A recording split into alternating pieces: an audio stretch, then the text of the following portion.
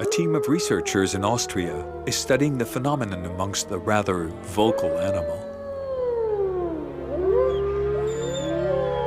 Wolves can communicate over long distances. They howl to locate themselves in space, to let other wolves know their position, and to send each other a signal to hunt. But once the hunt has begun, the wolves fall silent.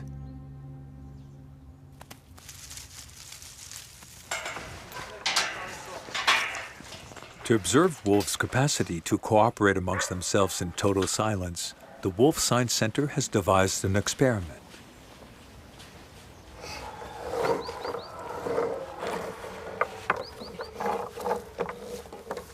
The equipment consists of a table, a rope, and 2 pieces of meat.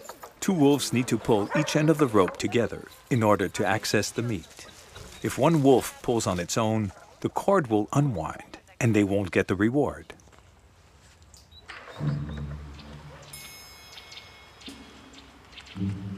The female wolf has quickly understood the system. She takes the lead. The male wolf takes his time. The female turns towards him and waits. Her companion is still not coming, so the female goes over to fetch him. She brings him back silently and shows him the rope.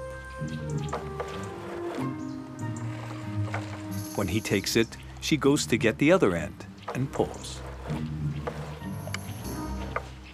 To date, the researchers at the Wolf Science Center have observed the phenomenon, but are unable to explain it. Of course, there's some kind of communication, but it's not like, okay, let's do something together. We don't know if they really, by looking back, if they express that they, okay, let's do it together or not. It could just be about coordinating. They understand that they need the partner, that the partner has to be there. They learned that. 2 wolves from the same clan are able to cooperate silently. They use their eyes and can understand each other in a non-vocalized communication. Are wolves the only animals that can collaborate without vocalizing?